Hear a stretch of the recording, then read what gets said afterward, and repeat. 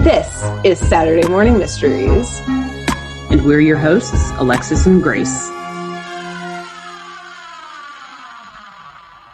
Hello, good morning, and welcome back to another episode of Saturday Morning Mysteries, where we're your hosts. I'm Grace. And I'm Alexis. And we're back for another Halloween episode. As a reminder, we're in our holiday arc. We can do whatever episodes or shows we want, as long as it has to do with whatever holiday we're in. So we're in Halloween right now. Yeah.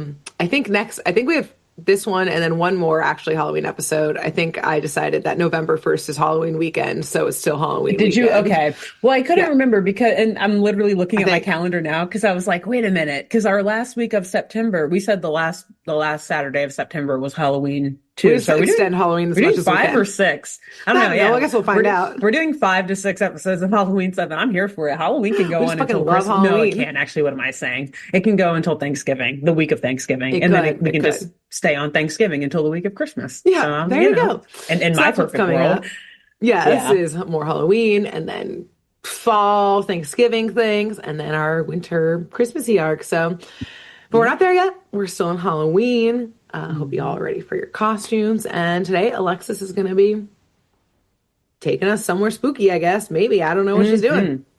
Yeah. Today, we're going to do the quintessential spooky thing.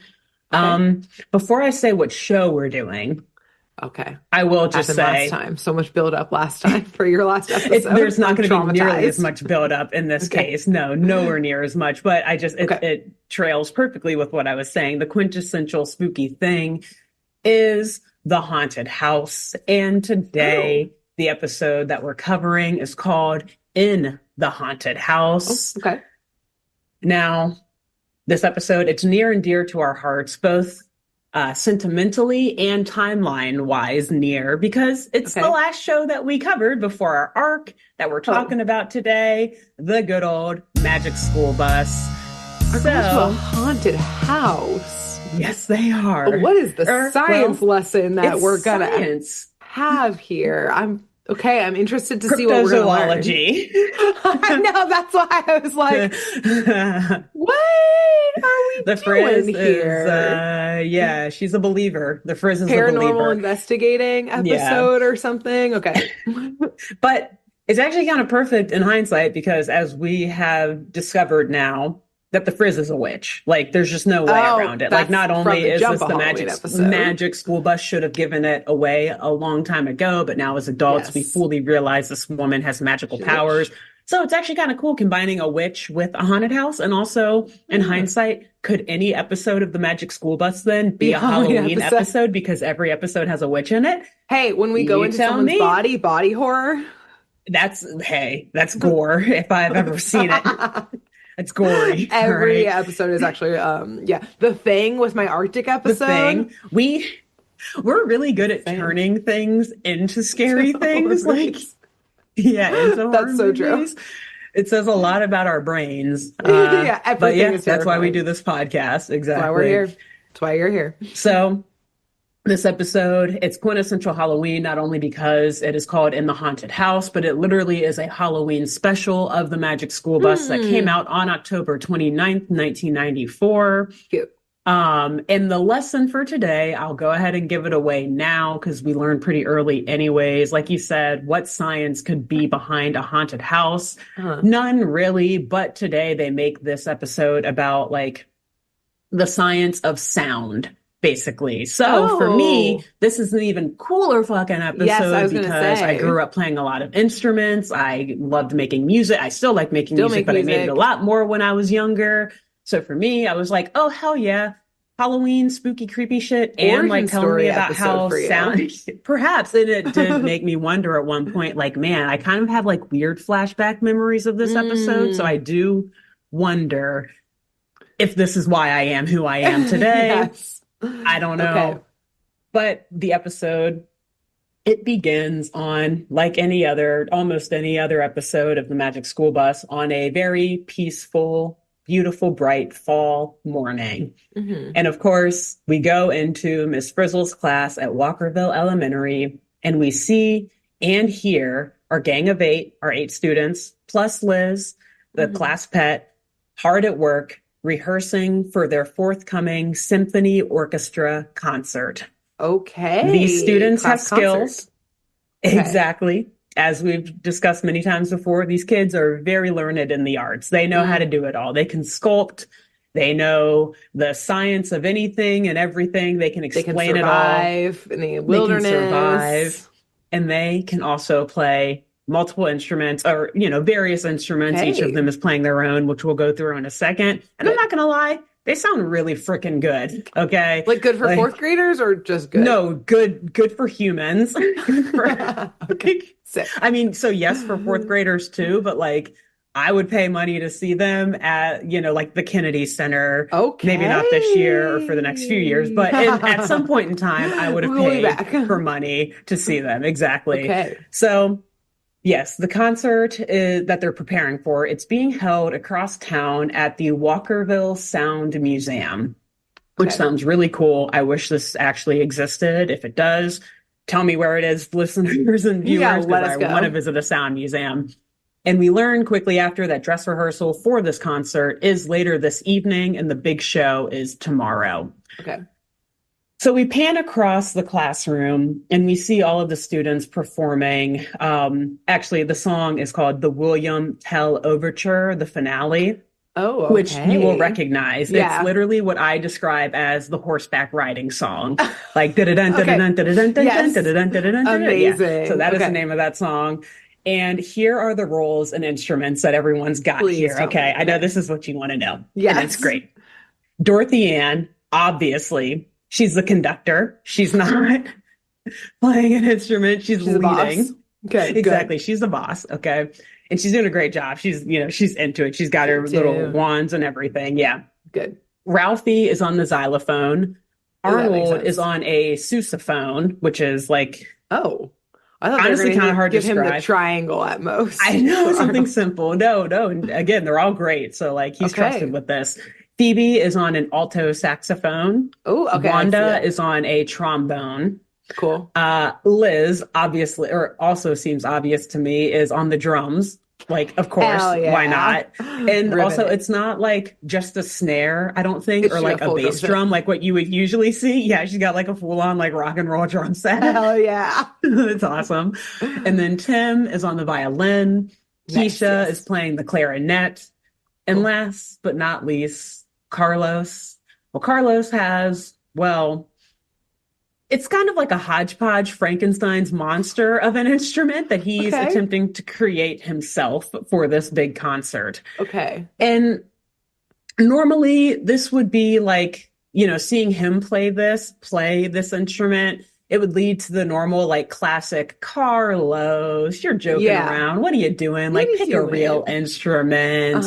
And the students would just kind of laugh at him oh, you're so silly, Carlos, and keep it moving. But Carlos, he actually has a solo in this performance. And so it's kind of important that his instrument sounds like an instrument and isn't just this weird, crazy thing that he's come up with in his mind. And I'll describe it in a second, what it looks like.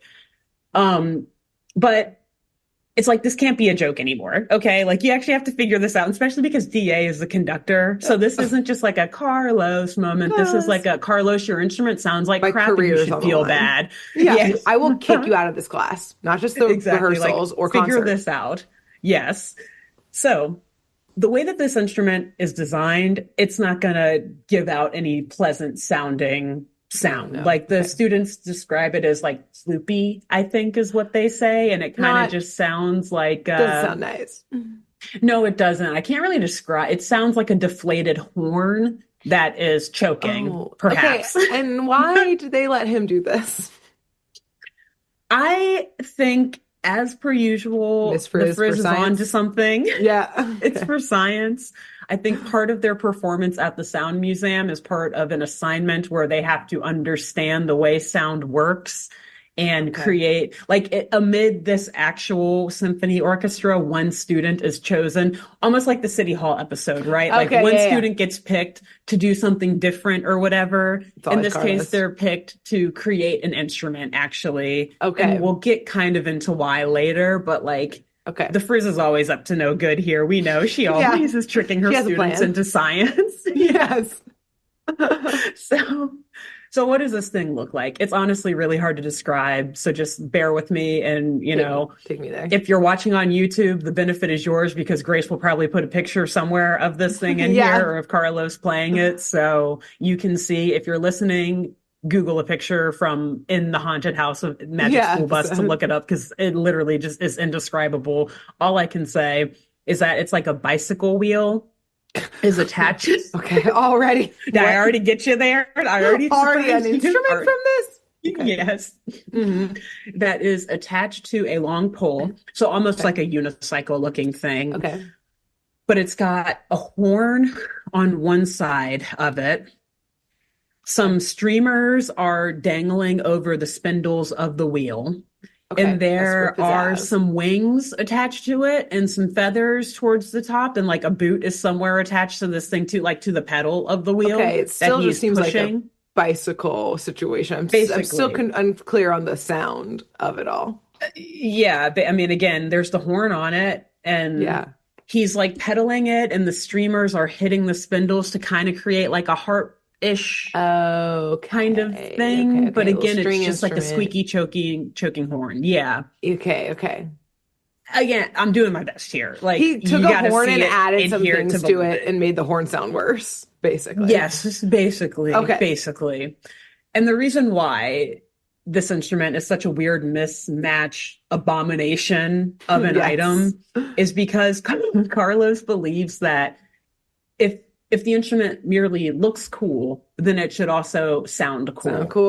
Oh, Carlos. So his theory, like with the wings and the feathers and stuff, he's like, oh yeah, this stuff is so cool. It looks awesome. Like metal, Carlos. It's going to sound metal. Cool. Yeah. Again, the lesson plan is sound this week. So we don't expect the students to understand how sound works. No, not yet. Carlos about to learn. Yes. Yeah, he's about to learn today. So, they're finishing up this practice and the other students are complaining to Carlos about the way this thing sounds. So he's now starting to get a little bit worried about how he can make it sound better. Good. Keeping in mind that this rehearsal is like in a couple of hours and this performance is tomorrow. And so just as Carlos is worrying about all this, we see the Frizz enter the classroom. And she's like all dressed up as a one-woman band. She's got like this rig on her with drums and cymbals the Mary and Poppins, everything. Dick Van Dyke situation. Exactly. Yeah. And naturally, because she's who she is, whatever she's playing sounds awesome. So she comes in playing this cool, jaunty tune. It's actually really cool. I'm like, damn, girl, you get it. And Dorothy Ann, she tells the Frizz that she's worried now about them making the rehearsal on time. And Carlos tells the Frizz that he's worried about the sound of his instrument. So the Frizz kind of sees that her students are down and she stops playing her instrument and everything. And it's like, all right, well, we should probably get on the bus. We should get loaded up and we should get going over to the sound museum so that we're not late. You're right, Dorothy Ann. And on the way, Carlos, we can figure out your instrument. Like, don't worry, we'll get there. So the kids all go out to the Magic School Bus. They get loaded up. And they do make their way across town to this rehearsal at the Sound Museum. Carlos, he's doing what the Frizz said. He's in the back seat of this bus or in the back of this bus trying to figure out a way to make this instrument sound better.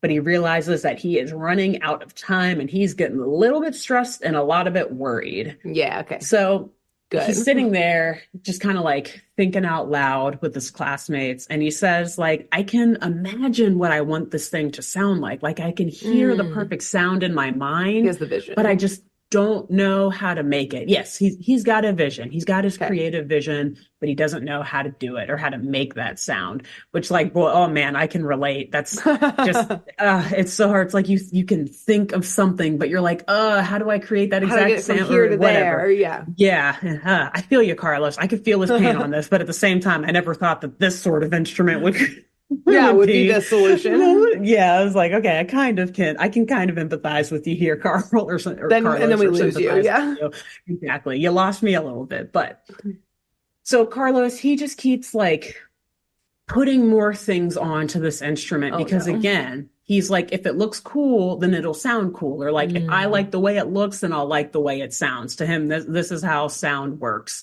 Okay. So one of the things that he puts on is like a top hat. I think at one point he's like, Also, "Hey, top his hat, that's definition of snazzy, cool."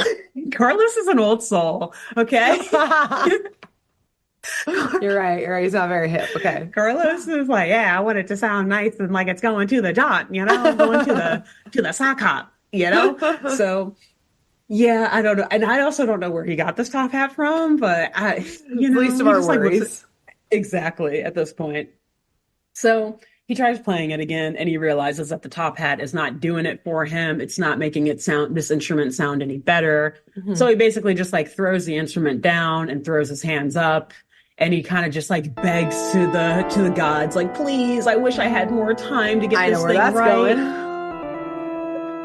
Begging to the gods, you say? Could you perhaps see anyone's earrings lighting up as a response? A little bit. Glowing, their little music note shaped earrings just start to glow. Classic. And yes, seemingly like magic, if you will, like magic. The school bus begins to sputter and stall and eventually breaks down in the middle of an empty road in the woods as the sun is beginning to set behind the students. Okay. Like I said, this must have been a long drive out to the sound museum because it was just morning. Wrong turns. Or perhaps, again, some of that good old magic at work. Someone had a plan. Okay. The Frizz, she like turns around to the kids and says, guys, don't worry. This bus breaks down every episode. Remember, we're good. We're good. Guys, don't worry. I know this is an abandoned road and there's probably maybe a creepy house nearby, but like it's chill. You got that weird instrument, Carl? Great. Just keep working on that. And you know what? I'm going to go fix the bus. I'll lock these doors so you guys will be safe in here. You better hope nothing gets in here though, because you're going to be locked in. No problem. Yeah. Okay. But no, so she does tell them not to worry and that it'll just take her a moment to fix whatever repairs are needed on this bus. Okay. So Carlos is like, yes, thank God we got some extra time here. So he gets back to work on the instrument and Dorothy is like Dorothy Ann, is sitting by, both now worrying about Carlos not making any progress on this instrument and the fact that they're going to be running even later than expected. Yeah, like she is a stickler for time today, for time. But the Frizz, she's now done a quick diagnostic test on the bus, and she realizes that it's actually going to take her a lot longer to make these repairs than they originally thought. She did a test on the bus. Air quotes. She looks up over the hood to make sure none of the kids are looking and just like bangs a wrench around to make some noise. I'm like, that's broken. All right. All right, kids, it's going to be 5 more hours. She actually like hid like a little snack in there. She's like, it's gonna be a long one. Bang, bang, bang, bang, bang. Liz is sipping on a juice pack as she's like watching the Frizz make these repairs. Helping her make some noises. Yeah. So DA, she goes outside after the Frizz kind of like shouts up to them like, all right, guys, gonna take a little bit longer. DA goes out there to like take a look for herself and she asks the Frizz like, come on, sleeves. Like, I know. She's like, all right, fucking fine. I'll do it myself. I'll fix it. You know? Yeah. According to my research, I know how to fix this whole bus. I'm a mechanic. Yeah. But she just kind of asks the Frizz, like, is there anything we can do? Anything at all to make sure we get to this dress rehearsal on time? Like, I feel like we're so close. How much further is it? And one of the funniest lines of the show in any episode we've covered so far, in my opinion, the Frizz looks at DA like, well, there is one thing we can do. Okay. And the camera instantly cuts to them. It's like nighttime, deep in the dark woods, a dark, somber, like a Undertaker theme music playing, and all we see is the Frizz pulling the magic. Yeah, dun dun dun dun. And you just see the Frizz pulling the magic school bus uphill by rope, and all of the students, besides Carlos, are pushing it up behind.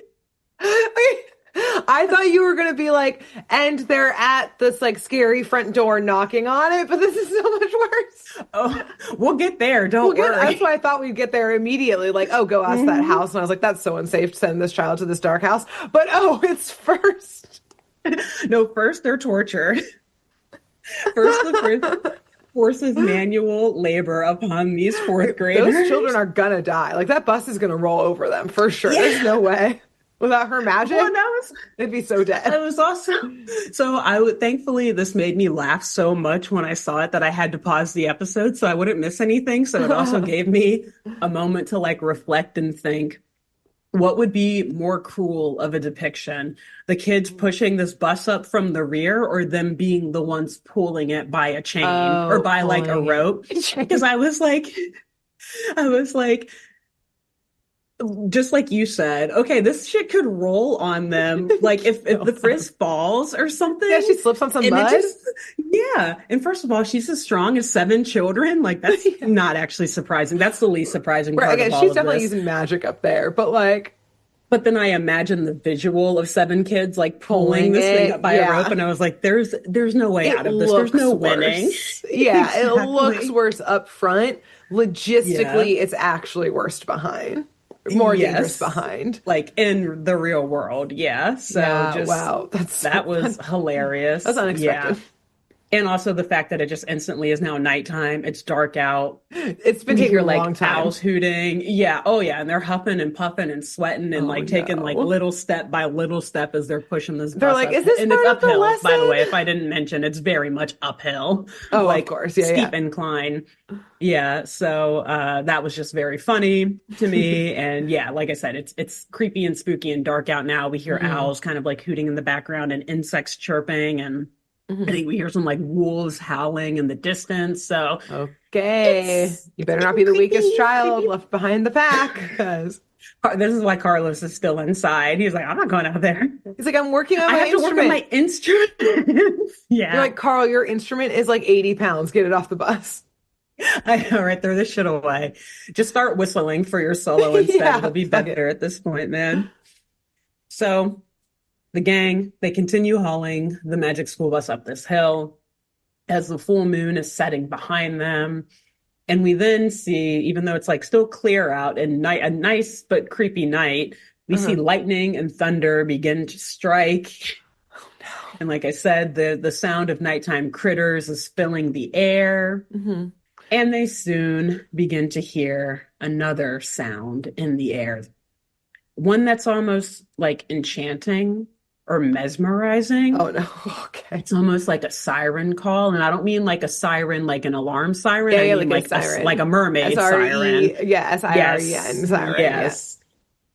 And this sound seems to be calling the Frizz and her students towards its direction. Oh, no. And it's like an echoey, light, orchestral moaning with like beautiful. Also, it's very I would rhythmic. Get it is. By this it's siren for sure. It is. I'm not gonna lie. Like it is. I chose the word enchanting. Yes, very that's what got specifically because I was listening to it like, ooh, like it's creepy, but you can't not like, ooh, like feel it and feel drawn exactly towards it.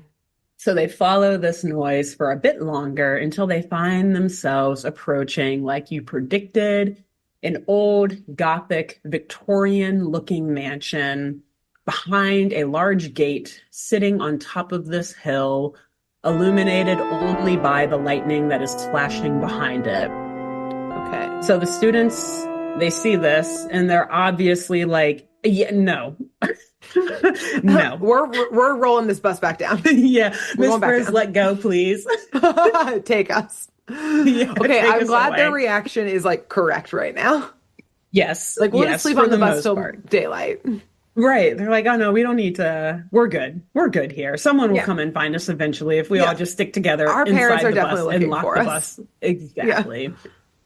So yeah, they're hesitant to continue walking towards this obviously haunted looking house that also looks abandoned and just very creepy. And like, given the circumstances, probably not the right time to just be like knocking on random doors and stuff. Even not creepy doors, but any doors. Yeah. Yeah. Any door for real. But DA, being the stickler for time, being the conductor of this orchestra. You've missed rehearsal. She doesn't know that yet, Grace. You can't prove that to her yet until they get to the sound museum. The owls and wolves are out. They will wait for them. They told them that they will wait for the Frizz's class, okay? The At least DA thinks museum so. is now like the ground zero for the operation to find these children. Okay, the rehearsal's out the window. They've got the computers there. They've got the phone lines. The families are gathered there. The museum is no longer a rehearsal space. It is now a joint operation task force. Yes. Multiple counties have come together. The FBI came in. There's a lot of kids. Yeah. Yeah, like DHS is there, like everyone. Yeah. This is 8 kids and a teacher. Like, this is very serious. Yes. Yeah. So that's hilarious. So DA is like, listen, maybe they'll at least have a telephone in there. Okay. We don't have to stay long, but we can just run in, make a phone call a tow truck for the bus, and then they can get us out of here. Presumably, so that we can make it to the rehearsal. Yeah. This is how the horror movies start. Like just one quick phone call. Literally.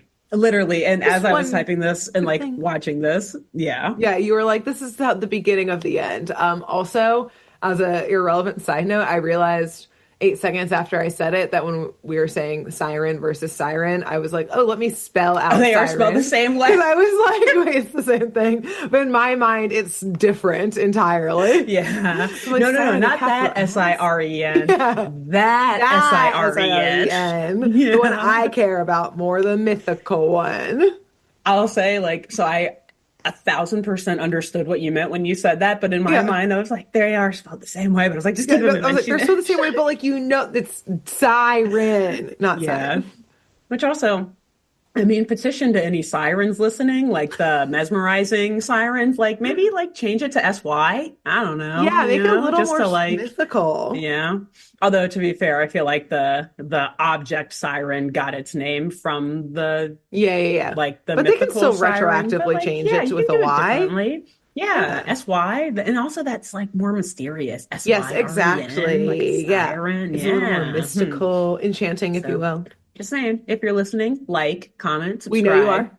Consider putting a Y in place of the I. So, anyways. Some unsolicited advice. Yeah. So, DA, like I said, she's telling the kids and the Frizz, look, we'll just make this quick phone call, out, and then someone can come save us and get the truck or get the bus. Okay. So the class caves. It's like, all right, fine, but you're going in first. You're going in. Actually, we're not going in. Like, you find the phone then. You make the call and you come back to us. Yeah. But the class caves, they ignore their better judgment and they agree to quickly and briefly go inside just to make this phone call and just as quickly make their escape back to safety. But as they are, because again, this is still at the top of the hill, so they're still going up. And as they're making their way closer and closer to the door, they keep hearing that like creepy but enchanting, like music, echoey sound, hypnotic sound, just getting louder and louder, which now to them confirms that the sound is coming from inside the house. So it's almost as if this house is calling to them to come in. Yes. And I was like, this is literally straight up horror movie shit. Get like those this, earphones if it on, wasn't so cute and like the Frizz wasn't making jokes and shit in between, like this actually would be the plot of a really good horror movie. Exactly. So. Yeah, you're getting entranced into this house and okay. It's like fighting amongst yourselves. What did you do with the map? Why did you kick the map in the river? Is gonna happen. Yes. Exactly. Carlos, as we've kind of predicted here, getting entranced in the sound, he's unable to resist this noise. Again, he's the one who's like trying to figure out the method of making the perfect sound so that he can get his instrument right. So he hears this thing and he's like, oh my God, I need that. Like, I need to not only know what it was, I need to know what created my precious. I need to know. I'm just like picturing this as like in the horror movie version, like this is an actual band or something like that. And this is the band member who's like been having a hard time, but he's like, this is the sound I've been chasing. Like they have the next album coming out. He's the sound maker. He's the producer. He's like, this is the sound. I know we'll find it here.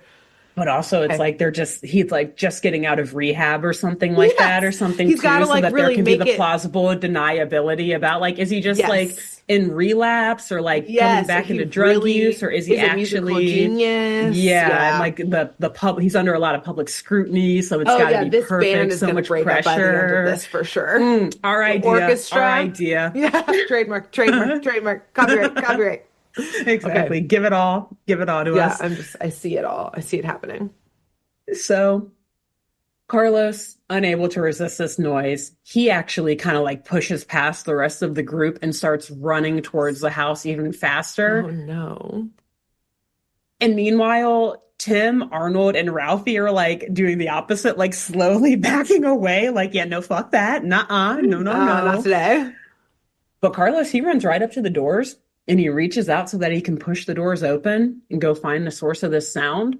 But before he can actually put a hand on the door, it just Doesn't. slowly creaks open by itself until it's fully wide open, welcoming the Frizz and her class inside To like their long doom. lost guests that are ready for a nice meal and And perhaps they're the some nice meal. music.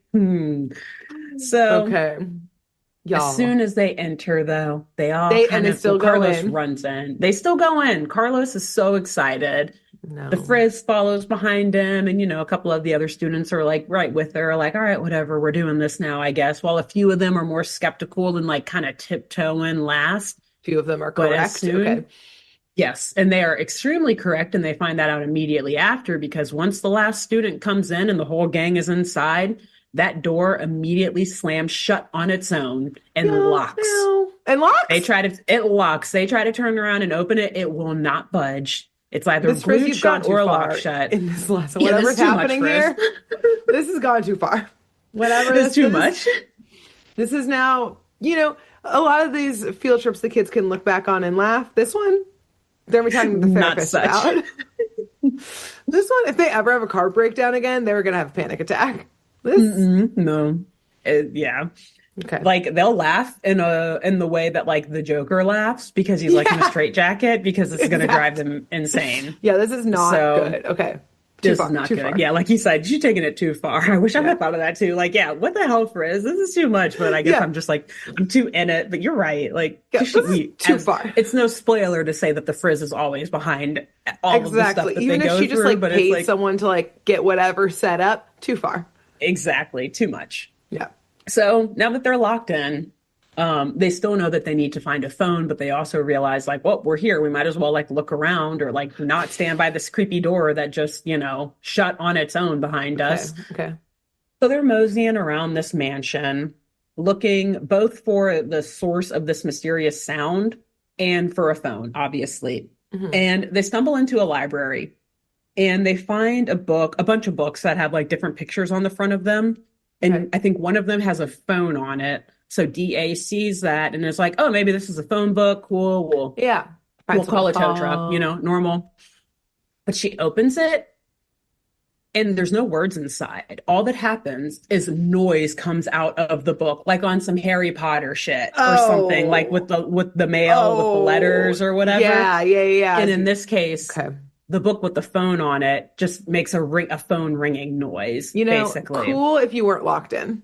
Cool Exactly. if this wasn't the Cool rest if of the this entire was- scenario. Exactly. Cool if like someone was bringing this in for a demonstration about something like, hey guys, look at these new audiobooks or what. If I wanted legit to. audiobooks, sound books. Yeah, this would be cool if A I chose twist. to be here. Exactly. This would be cool if I wasn't here against my will. Yeah. Yes, without a doubt. And the books get creepier and creepier. Like I said, the first one sounds like a phone. There's another one that has a foghorn on it that the Frizz Classic. opens up and it makes a foghorn noise. There's another one that one of the students like knocks off of a shelf and it opens and it's like this really ghoulish, like mischievous laughter. Like, yeah, no. No, burn that one. Burn it. You do not want to find whose like soul got taken and put into this book for that one. Exactly. Yeah. Okay. Which the way that you just phrased that would make me think like, whose house is that? Where are we? Yeah, that's my first question is, Who has it? hello? Sorry. Sorry to barge in. No one's asked. No one's asked for the owner, homeowner. No one knocked. No one did anything. Nope. Yeah. And yeah, at this point, the kids are now like, Miss Frizzle, who the fuck's house is this?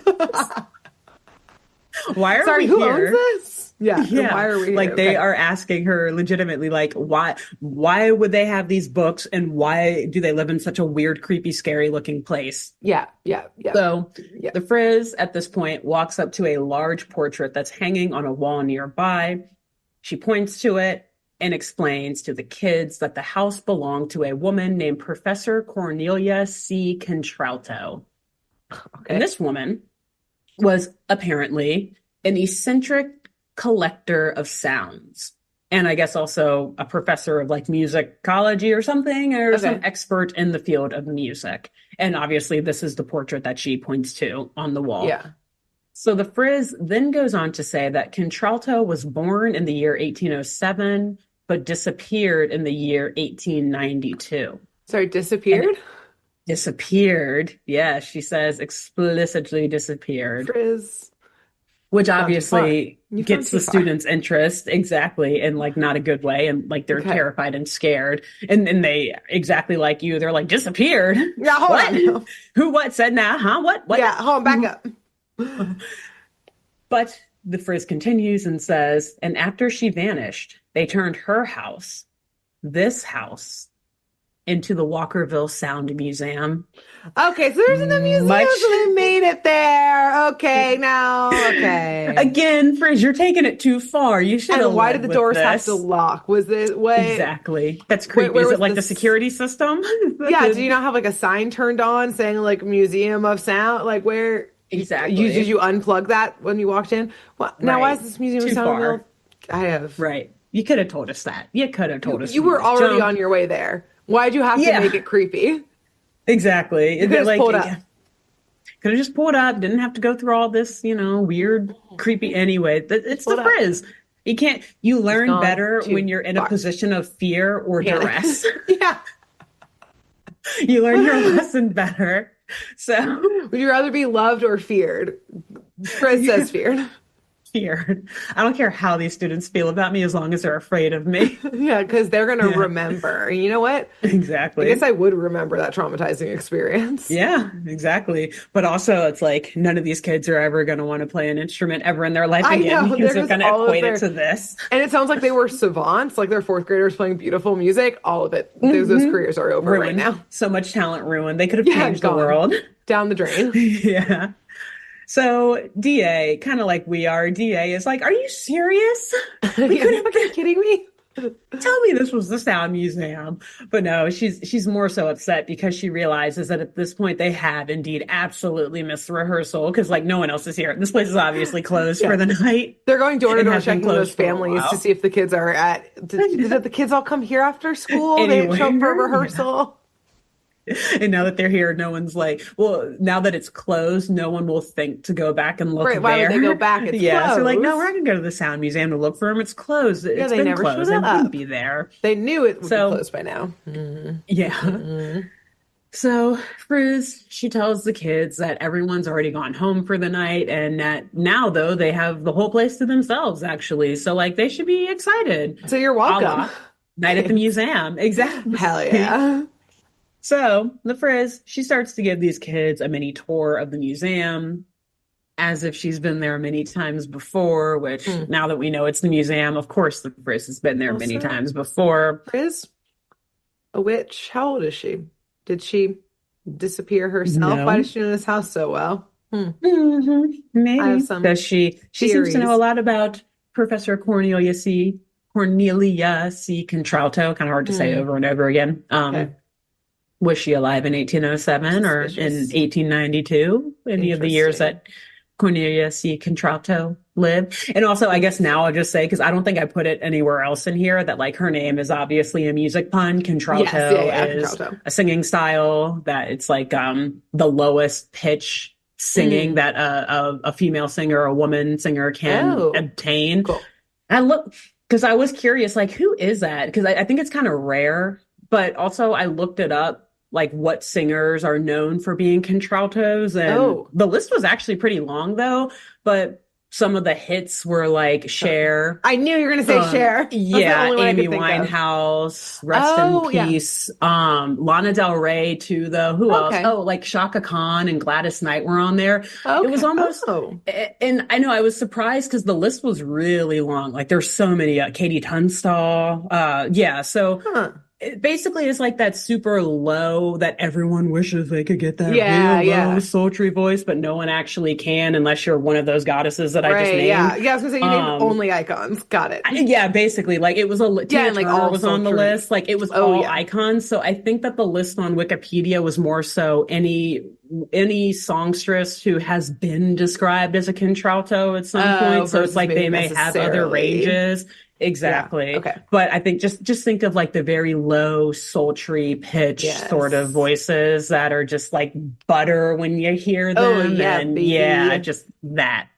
And then obviously the key of C, like all of her initials are C's. Yeah. The key of C is like the most commonly used key of music. So it's just like a pun on like, look at her. Yeah. Cute. C and contralto. Yeah.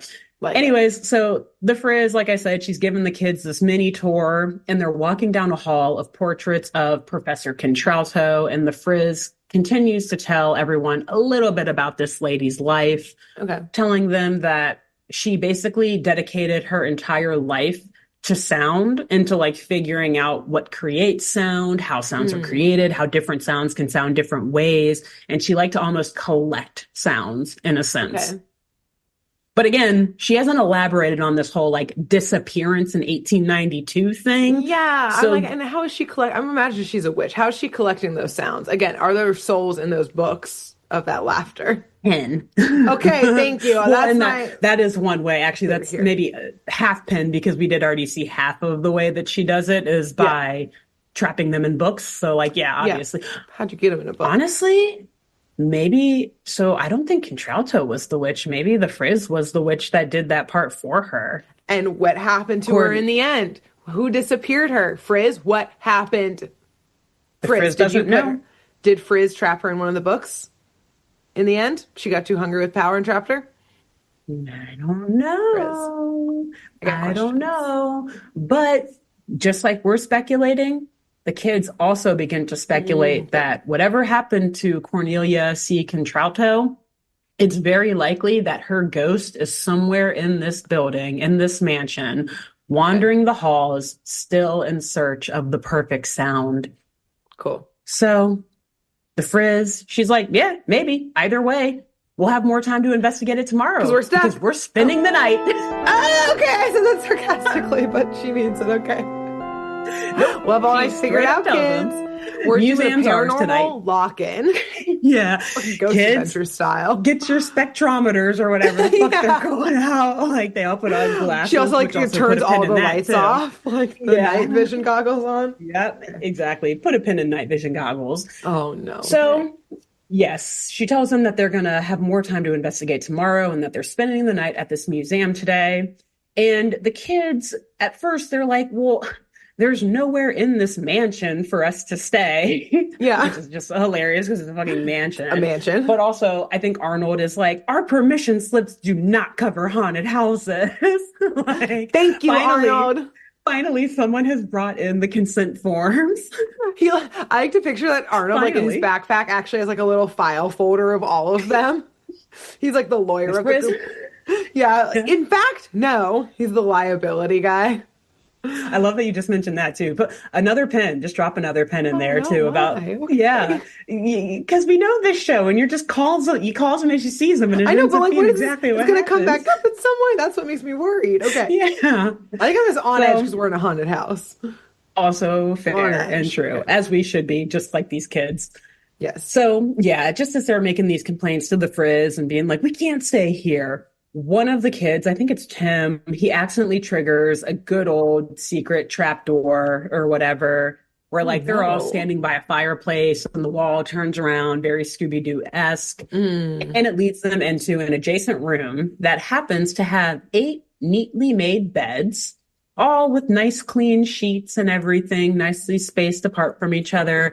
And just down the hallway from that a teacher's annex with, a much bigger bed, space for the Frizz for herself. There's lots of lighting in here, elegant decor. It's a very clean room. I don't like it. Almost as if the Frizz and her students were expected. Yeah. So I don't want to stay here. I'm going back on the bus and sleeping in one of those seats. Going home. Yeah, I'm cool. Liz, you and me, we're sleeping outside tonight. Yeah, I'm good. Although actually, no, that would probably kill Liz because it's fall now. It's cold. Yeah, I just don't like it. Who's expecting me? It's crazy. Yeah, and the Frizz is just cool with it. She's fine with it because she's like, look, how nice is this? This is probably nicer than your room at home, guys. And it is like a super nice room. So she sends the kids to bed. She's like, all right, gang, get a good night's rest. We got a big show tomorrow. So I'll be over here in my annex.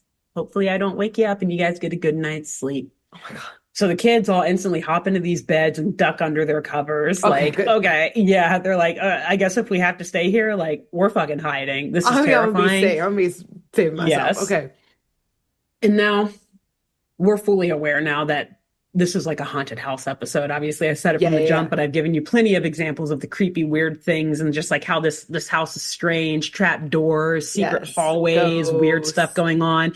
And eccentric matriarch, I guess, if you will, who built the mansion and lived in the mansion.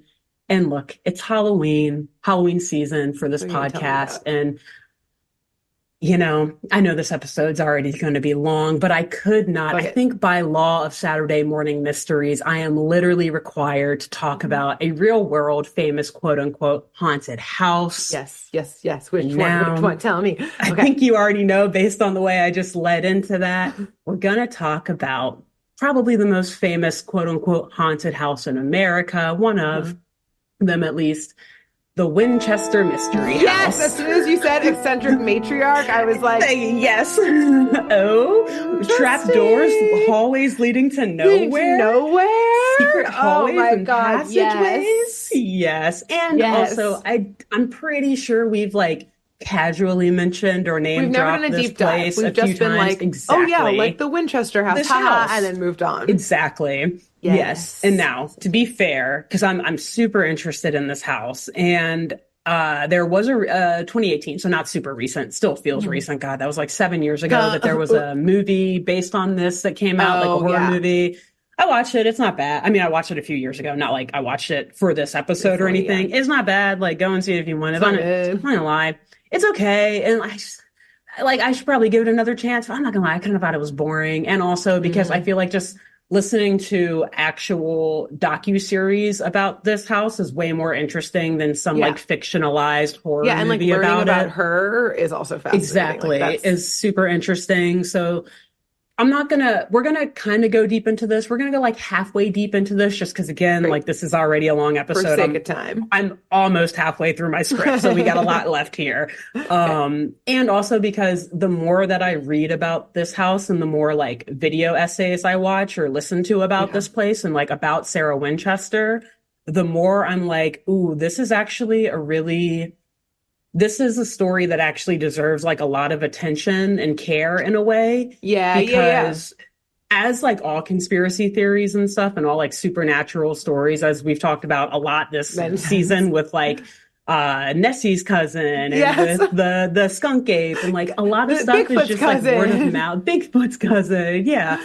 A lot of stuff is just word of mouth. And I feel like Sarah Winchester her name has been sullied only because, and I'll get to it in a second, but because this is basically the story of a very strong and actually good woman. Yes. Just living her life and getting over a lot of trauma. Yes. But because she's reclusive, the world and the people around her decided to depict her in a certain way. Yeah. Exactly. So what is this story about? We're going to do a little spiel. Like, I feel like people should like really do a deep dive about this and learn as much as you can about it. Right. But, and again, like about Sarah, because also you're saying it's like, it's also a story of like mental health and like the treatment of women at the time. And just like the demonizing of her and that kind of stuff. Yeah. So basically, the Winchester Mystery House, it's this mansion in San Jose, California, so not far from San Francisco, kind of northern central California. that was once the personal residence of who we've just been talking about, Sarah Winchester. And I should have put down her maiden name, but whatever, that was her married name. She was the widow of a firearms magnate, William Wirt Winchester. Yes. Of the famous Winchester gun. Yeah. Yes, exactly. It was like one of the first, basically, like not automatic, but it could hold more rounds of ammunition and like could reload faster than other ones. So it was almost like a predecessor to automatic munitions. Oh, interesting. So basically, Sarah, she was born in 1839 in New Haven, Connecticut, so literally opposite side of the country, and interestingly, reportedly in a pro-abolitionist, free-thinking, relatively progressive family. Like they had salons with like Renaissance thing, or not Renaissance because it was later than that, but like that area, that era salons, of, yeah, exactly. Free like thought. just a free progressive thinkers coming together, exchanging ideas, and then most importantly, being pro-abolition. Yeah. So she married William Wirt Winchester in 1862. And he actually was an old childhood friend of hers. And I believe they were neighbors when they were kids. So they knew each other for a really long time. And the Winchester family actually, like the husband's family, didn't start their gun manufacturing until after they got married. So I think they started like making shirts or like like apparel, things like that. And then they moved into the gun making industry down the road. Okay. So Sarah Winchester and her husband honestly faced a lot of loss and grief and pain early on in their relationship. So like I said, they got married in 1862, and in 1866, they attempted to give birth to a daughter, they did give birth to a daughter, but the infant was diagnosed with a nutrient deficiency causing condition that led to her dying only a month later. Oh, God. I know. And after that, they were like, okay, yeah, they were so distraught by it that they never tried to have kids again. That in and of itself would be enough to drive even a sane person pretty mad, or just like into a really difficult mental state. Yeah. But things got even worse. Between the fall of 1880 and the spring of 1881, so like 4 or 5 years later, Sarah's mother, father-in-law, so William's dad, and William himself, her husband, all died. Oh, no. Yes, from various causes. Oh, God. But because of this, she was left with a large inheritance from her husband, who at this point, the gun company had gotten off its feet and was doing very well. Yeah. So in 1884, though, so then 4 more years later, her eldest sister, Mary, also died. Oh, my God. So God, in this like less than 20-year span, time to be alive. Truly, just, I mean, everywhere she looked, just someone was dying, and it was just, it was bad. And like I said, she never wanted to have kids again. Now, I think she did have a couple of other siblings too, because a couple of her sisters, or like a sister and an aunt maybe, moved with her to California. Yeah, to San Jose. So it's not like everyone in her family died, but like that's too many people still for like that short a period of time. So then things got even worse, though, when around that same time in the mid-1880s, Winchester began developing symptoms of rheumatoid arthritis. So she was having less like control of her faculties, I guess, and like, you know, just joints. A lot more pain, probably. Yeah. So her doctor suggested that a warmer and drier climate might help to improve her health. Thus, she decided to move to California, and I believe she was like 45 or 46. I put mid-40s. Anyways, when she moved to California. So when she was younger, she had a very strong interest and passion for architecture and like interior design, as did her husband. So this was something that they had already done before moving to California. Like they would buy farmhouses and kind of like rehab them. I think they did at least one in Connecticut before she moved to California. But then when she moved to California, she immediately bought this 8-room farmhouse in San Jose and was like, all right, boom, this is my new canvas. Yeah, like she put all of her energy and like her attention into just reconstructing this house. Because again, it's just a habit or like an interest and a hobby of hers. So from 1886, the year she moved out there, to 1922, The construction on this house Oh my God, I didn't seemingly realize never it's that ceased. long. That long. God, I did the math. I wish I would have written that down. Was that 36 years, I I was think? gonna say it's almost Yeah, 40 I think years. 36. Yeah.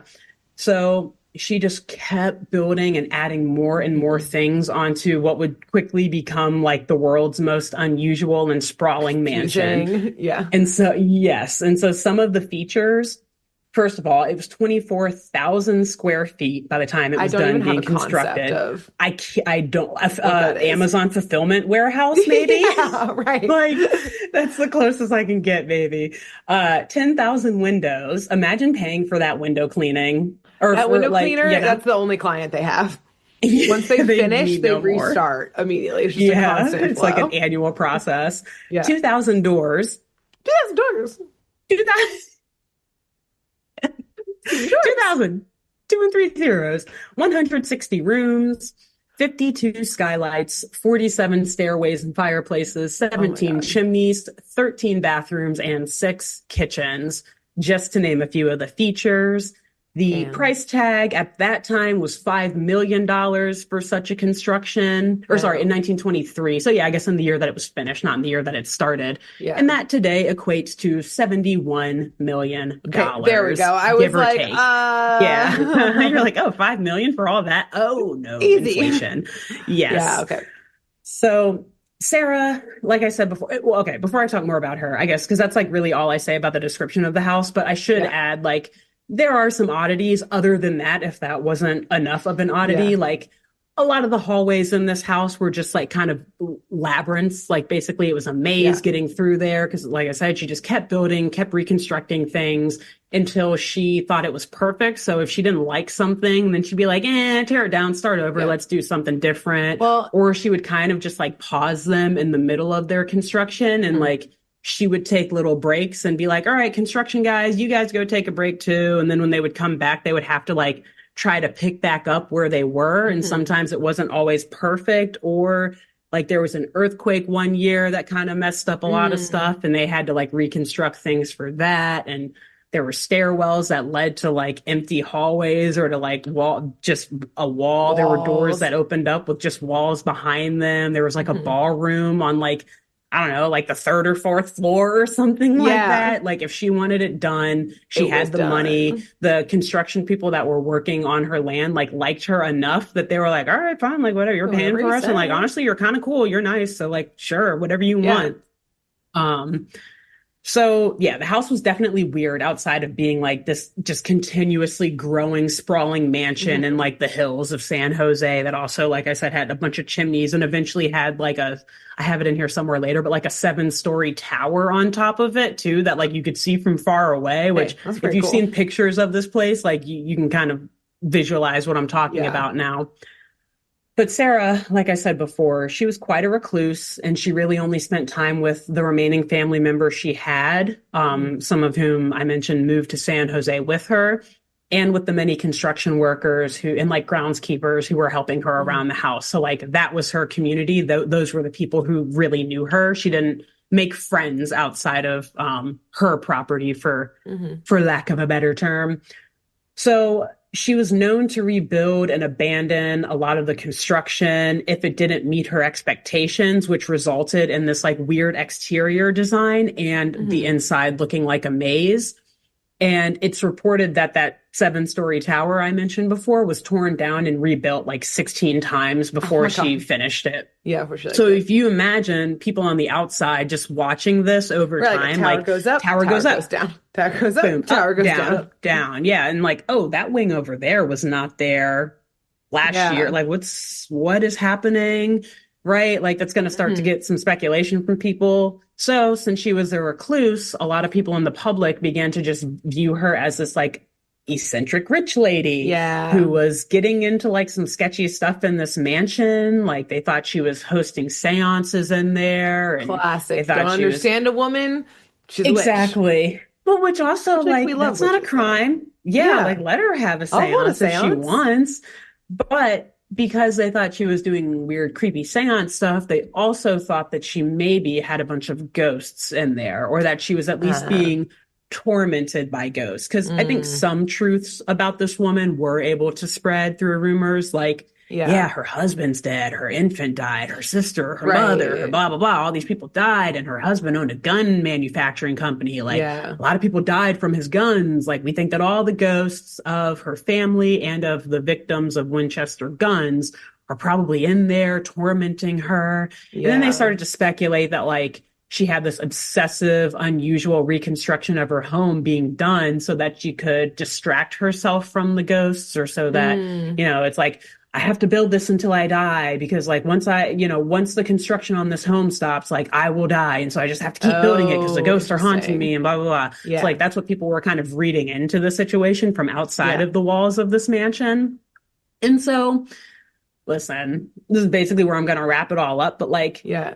in some, and the reason why I think people should do deeper dives on this woman and like on this story is that, like, to me, it sounds like this was just actually a really awesome woman, grew up like learning a lot about the world around her and being really interested in a lot of things. She was apparently also a suffragette, and she was super pro animal rights. So she was very protective of animals. And basically, she just like, after losing so many people in her life, she just like didn't want to deal with people. And she had everyone she needed right there. Related. She had her remaining living facts, right? Like, which I think is why, in a weird way, I wanted to put this in here. I was like, now hold on. I'm a lot like Sarah Winchester. You don't like people. It doesn't mean you're haunted. I spend a lot of time just alone in my home, just like reading or like learning about things and whatnot. And I go out and hang out with people every now, but it's like, sometimes it is good to just like be a nerd in your home by yourself every now and again. I was like, hold on, we shouldn't say horrible things about women just because they're intelligent and different and reclusive. Yes. But no. So yeah, I think she was just living life as best as she could. She wasn't hurting anybody. She was just building this crazy, massive Victorian Gothic mansion over time as a way to kind of distract probably from all the grief and the trauma of the past like 10 years of her life. Yeah. And I just think that, because she was reclusive, because she kind of had some different beliefs and more progressive views, people painted her as some just like deranged, tormented woman who was interacting with ghosts or who was like being tortured by ghosts inside of this mansion. Purely because, again, she didn't want to talk to people, which, I mean, you're not doing yourself any favors when you are building something like this and you're not going out and being a part of the community to be like, exactly. So, I mean, like, Sarah, maybe she could have been a little more PR person. Exactly, but she could have afforded, but oh well.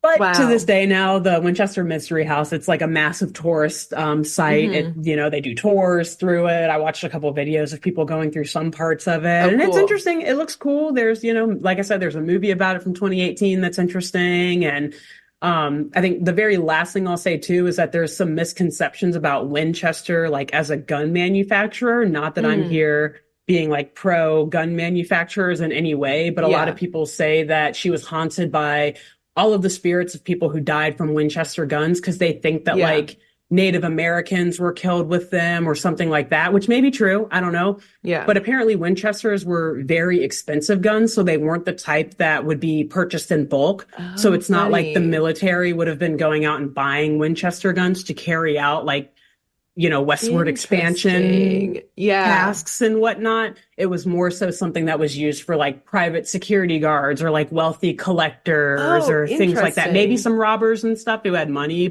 used them and stuff. So like people definitely got killed by them, but it wasn't like they were used to carry out like ethnic cleansing or anything like that. Like maybe a few were, but it wasn't like a state sanctioned sort of.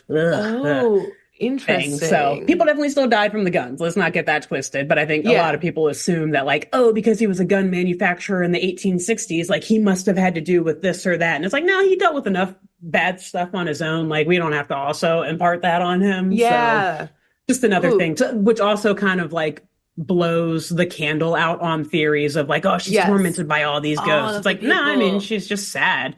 Right. She's had a hard life. Yeah. That's I'm so glad you gave that rundown, and especially like the emphasis on Sarah over everything else.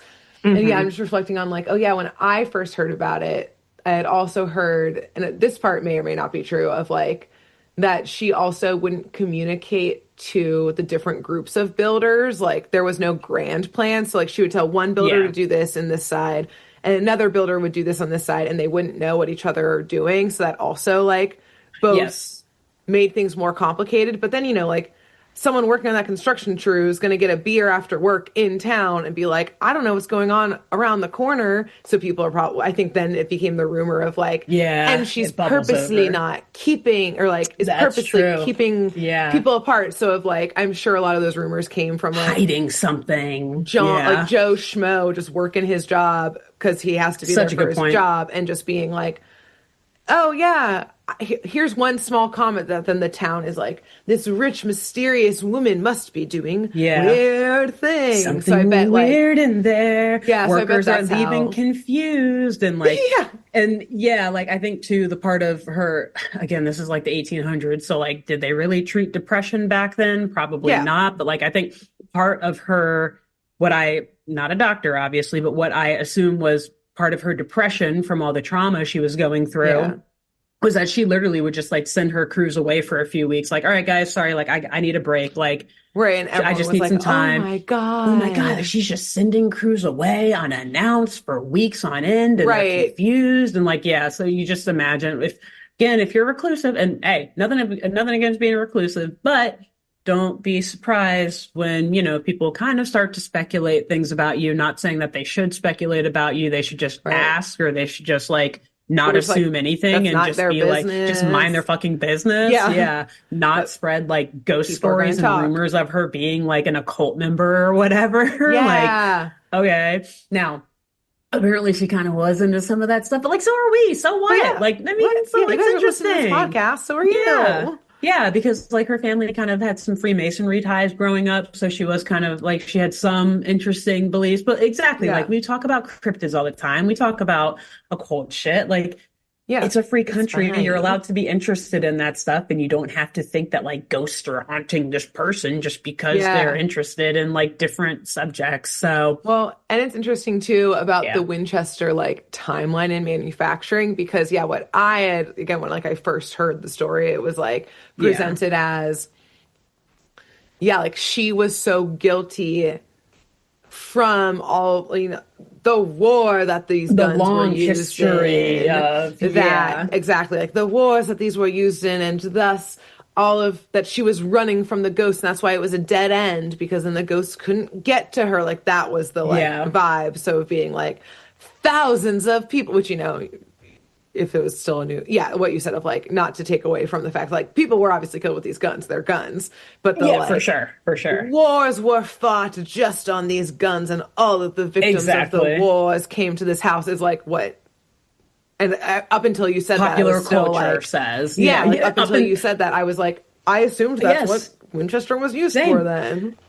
And I gotta say, I'm so glad that you mentioned that, because literally up until I was writing the script, that's what I thought too. Yeah. Like I was expecting to go into this episode saying like, oh yes, there's this creepy, spooky haunted house in Sarah Winchester. Yeah. And then I started reading more and I was like, oh my God, I feel so bad. I'm part of the problem. Right. Yeah. Like I knew like Sarah was just like, this woman was probably totally normal and fine, but like, like, I don't know, maybe there was a ghost or two in there. I don't know, maybe, and, like, but like it's been blown out of proportion. To like constantly be adding onto your house, and like, absolutely. You're clearly dealing with something. But like 100% therapy and mental health care did not exist then. So like exactly. So like she wasn't hurting anybody. She's hyper fixating on this house situation, and it's like we all hyper fixate on something. Great. On something, and God bless us if it's something non-violent like this. Exactly. or like not even something that's not even self-destructive like this. Right. Yeah. Like it's not like just making her bankrupt. She's not hurting herself or anyone.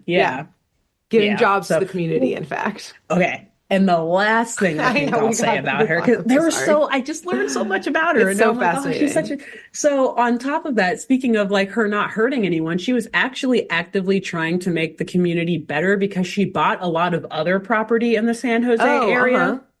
And some of it was beachfront. And her goal was actually to create a bunch of housing for people who wanted to visit California. Because obviously at that time in like the late 1800s, like it was, like if you're coming, you're probably going to be staying for a much longer time. And it's way more like luxurious isn't the word I'm looking for. it's just way more of an adventure back in the 1800s to visit from like Connecticut to California because they're, it's like not planes or anything. Like it's a long, exactly. Yeah. So she wanted to build these houses and everything and like create community along there, but she died before any of that was able to happen. So yeah, again, I'm like, damn, like she literally was not hurting anyone. She was actively trying to help people because she probably also from her own perspective was like, oh, California is saving me because not only of my rheumatoid arthritis, but also because of like my depression, my sadness, like everything I've lost. Like I just need a new environment. And she probably wanted other people to be able to have that opportunity too, or to like see how cool it was. Exactly. So interesting. Wow. No more Sarah Winchester slander coming from my mouth ever. Shutting it down. Yes. Shutting that shit down. But also want to visit San Jose. I've been to San Jose before, but I definitely want to go back now and I do visit that mansion and take some tours. So cool. All of these cool places we keep talking about, sponsor us. I know. Get me and Grace tickets. We'll come visit. We'll take some girls' trips. We got to go to the Everglades. We got to go to San Jose. Everglades. Hey. Let's take us up to, where was it, like the Tibetan mountains so we can see a Yeti or something? Just anywhere. Yeah. Wow, that's so fascinating. Anyways, now back to the magic school bus, though, which again, maybe has more parallels with this episode than I initially thought. Now I'm going to stop shit-talking whatever Cornelia. Her name was. Cornelia, exactly. So... yes, the kids, they're all hiding under the sheets in this room that's been nicely made up for them, trying to fall asleep, but obviously not able to because it's so scary. I think it's like still storming and there's lightning and thunder outside. And Carlos, he's unable to sleep more than the rest of the students because he is also worried about his instrument still sounding like crap. Yeah. So he's like trying to kind of mess with it while everyone else is trying to sleep, and they're telling him like, Carlos, not now, man. Like that thing sounds bad. Even when we're trying to stay awake, like just let us sleep, please. Yeah. And at this point, again, he just like throws his instrument down and he kind of like calls out to the ghost of Professor Cornelia. You heard that right. You've done enough. You've done too much. You called to the gods to help you in the first place. You've done too much. You've done too much. And you're right. He has. Because shortly after this, they start to hear that enchanting siren, mesmerizing sound again, coming from down the halls. And Carlos, he springs out of bed again to chase after it, which he is now calling The Call of Cornelia, which sounds like the name of a horror movie in and of itself. Yeah, I hate that. Or like of a metal band or something like that. One of the two. Both good. Yeah, yeah. So his classmates just like, they roll their eyes and they're like, fuck, all right, let's go get him. So they all get out of bed. They're like, he's going to die out there. He's going to get right. Like, we have to save him from dying, or we at least all have to die together. Yeah. And, or we can't let him run into the Frizz who told us to stay in bed and like get some rest tonight. We don't want to get in trouble. So they chase after him and they're all running towards the sound down these long, winding, almost maze-like hallways in this massive mansion. And they notice the sound getting louder and louder and louder until it just out of nowhere completely stops. Okay. And so the kids, now they're like realizing, oh shit, we're like way deep in this mansion now. And they have to like recalibrate for a moment. Oh no, how do we get back? Okay. Dead end. But they then start to hear a yodeling noise. Like yodeling. That's less of a siren to me. Yeah, it's still creepy though. But they are, for whatever reason, particularly Carlos. Again, he's our sound obsessed kid today. So they slowly walk towards the door of the room that seems to have the yodeling coming from it. They open this door and they see an entire jungle inside. A jungle. Where they hear like monkeys and birds and insects all loudly making their various calls. Like they see a bunch of trees and everything and like hanging vines and stuff like that, like a full-on thick jungle. And so they keep, again, mystery rooms, random rooms that are much bigger than you would expect them to be by the size of the door and just the how, like a very weird house. So they keep walking through this jungle room. And then they quickly see themselves stumble onto what seems to be a beach. and we see Okay. waves crashing into the sand, into the beach and everything. So it's And like a we shared hear the water, delusion of these children. mass psychosis. Yeah, Yeah. exactly.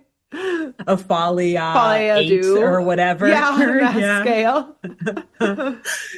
And so, yeah, we like hear the water of the ocean like crashing and sloshing around behind them. Mm-hmm.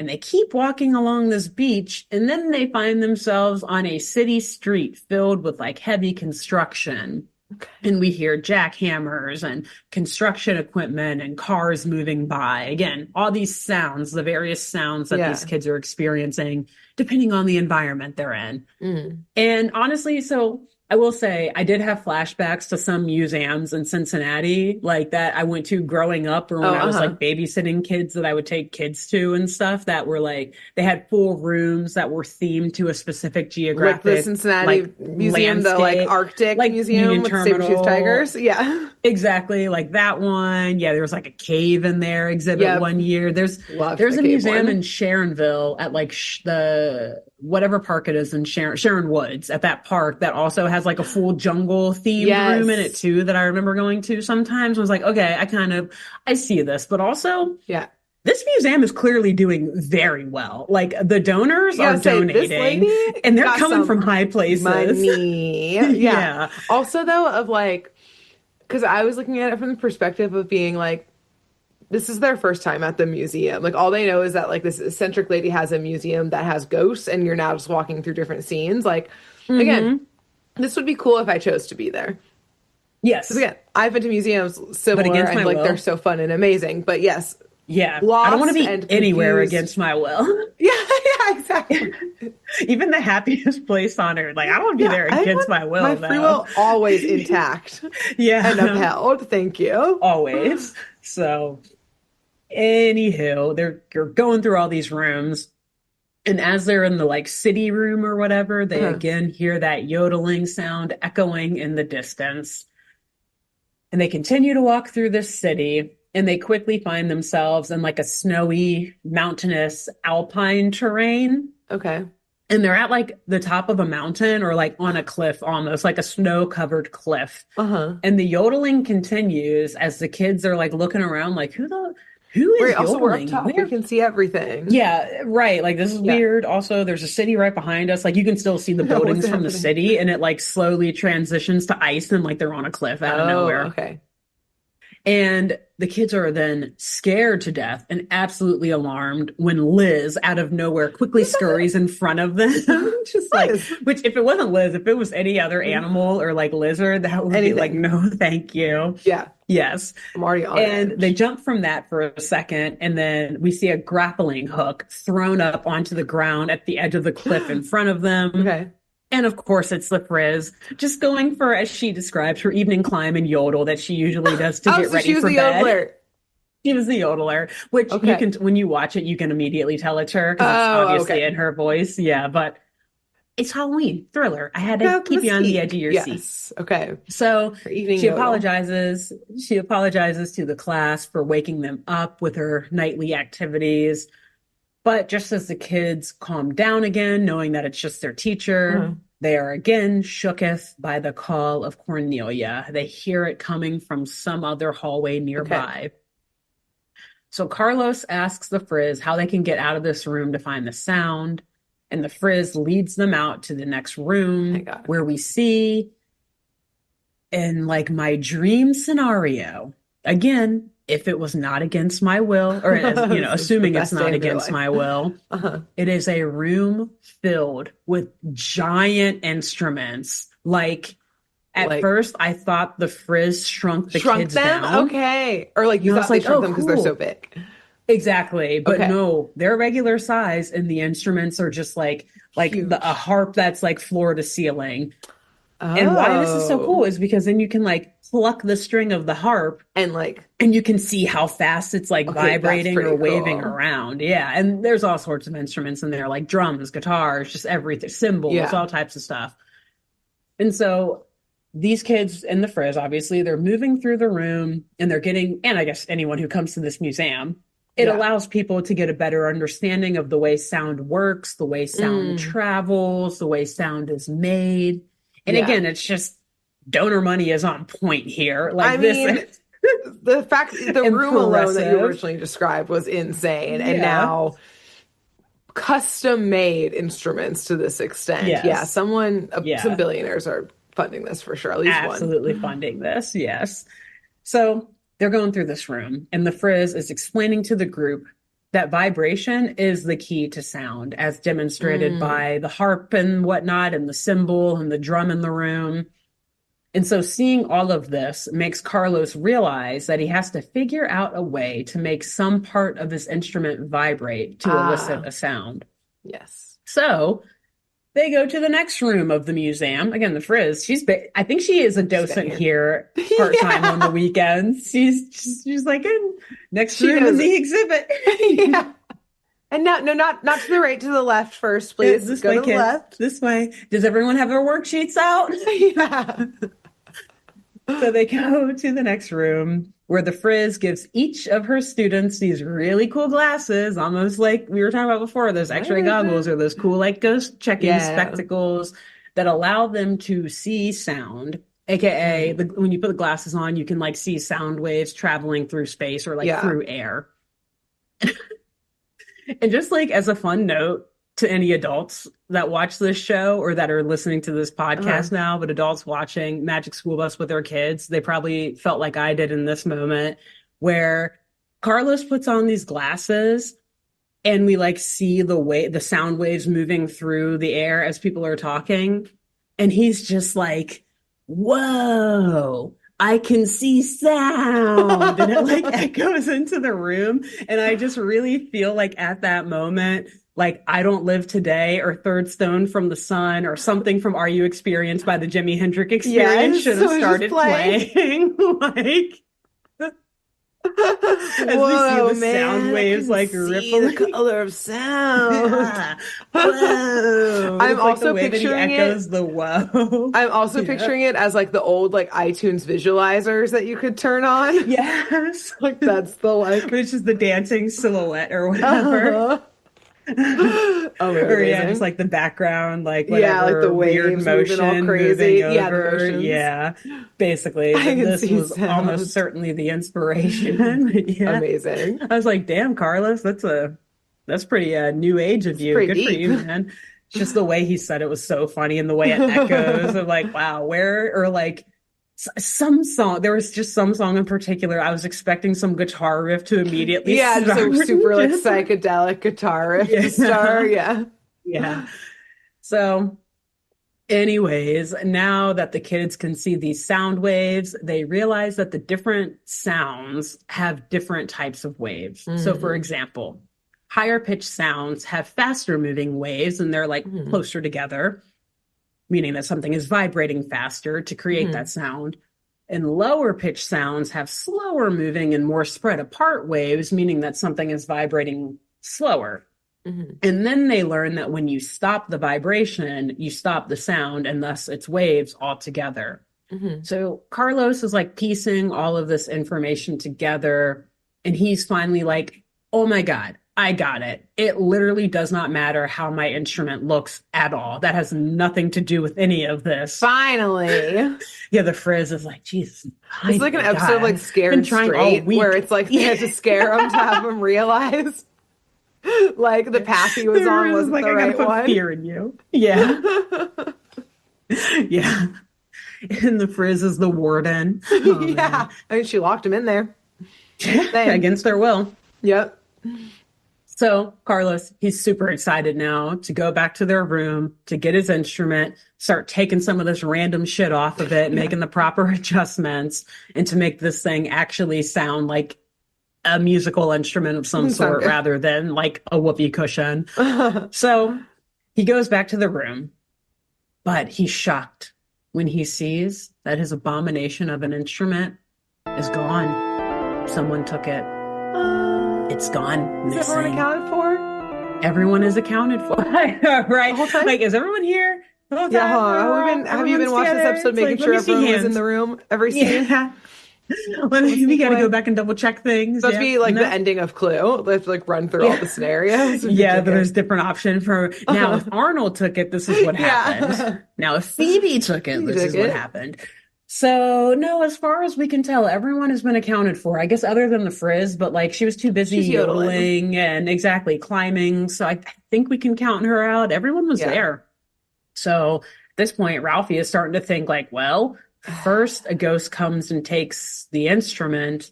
Does that mean that a ghost is going to come and take each of us one by one? Ralphie! Next. Yeah, Ralphie is a spiraler. What's wrong with you?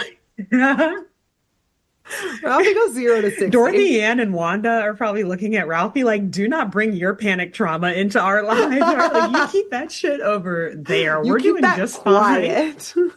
Okay. Yeah, I was going to go to sleep, and now I'm absolutely going to be up all night, fucking terrified. Yeah. Like, unlike the rest of y'all, Wanda's like the freaking hothead, like wild child, adventurous one. She's probably like, I was literally asleep. You guys woke me up when you were running out of the room. Like, don't bring all this into my mind. Shit, I'm ready to fight it. Wanda's going to fight a ghost tonight. She's ready to. She's got her fists that are like clenched by her side as she's walking through this place, like ready to strike it any minute. Up. But Grace, oh man, it gets so much worse. Because just as they're starting to question who could have taken this instrument, how they turn on each other in our horror movie version, and it turns back to the Thing. Yeah, nobody trusts anybody. One of you is a ghost in disguise. Yes, probably. So they start to search around the room for the instrument, but seemingly out of nowhere, because I don't think a window is open, but maybe I missed it and one is. A cool breeze starts to move through the room, a strong one, because it blows out all of the candles in the room that were lighting up the area for them. There was no electricity in this whole time. It was by candlelight. They're conserving, okay? Oh no, that just gave it a whole new ambiance of terror.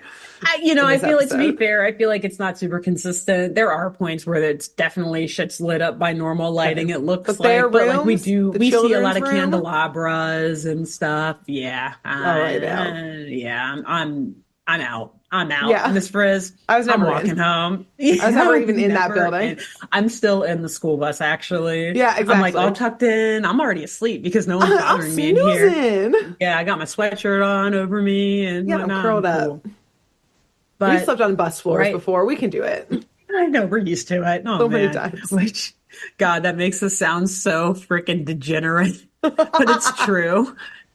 But it's also like the way we slept on bus floors was very not degenerate in the grand scheme of things. But like, just it happened. Okay, yeah, it happened. That's all you need to know.